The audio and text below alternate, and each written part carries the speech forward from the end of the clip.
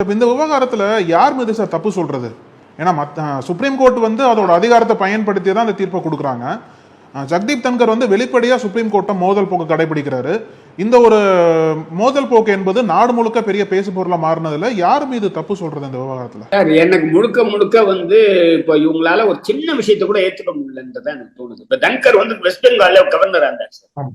அவரும் தமிழ்நாட்டோட கவர்னர் ரவி மாதிரிதான் செயல்பட்டு இருந்தார். இப்ப கூட அங்க இருக்கக்கூடிய கவர்னர் தான் பண்ணிக்கிட்டு இருக்காரு. இப்ப இருக்க கவர்னர் அங்க முர்ஷிதாபாத்ல வந்து பெரிய தகராறு நடக்குது சார். வக்ஃப் ஆக்ட ஒட்டி இவங்க அரசு சொல்லுது அங்க போகாதீங்க, அங்க கலகம் இருக்குன்னா அவங்க இது எல்லாம் மத்திய அரசு அத்தனை ஏஜென்சி அங்க போய் அரசியல் பண்ணிட்டு இருக்காங்க.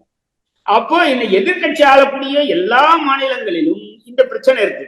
அதனால தப்பு நான் முழுக்க இங்க இருக்கக்கூடிய கவர்னருடைய பேர் தான் சொல்றேன். அவங்க தீர்ப்பிலே சொல்றாங்க 1967 பின்னரே இந்த கவர்னர்கள் ஒரு பேரலல் கவர்னர் மாதிரி ஆயிட்டாங்கன்ற பொருள் அவங்க குறிப்பிட்டு சொல்றாங்க. தப்புன்றதை சுட்டி காமிக்கிறாங்க. பண்ணக்கூடாது, கவர்னருடைய பணி அதல்ல அப்படின்றாங்க.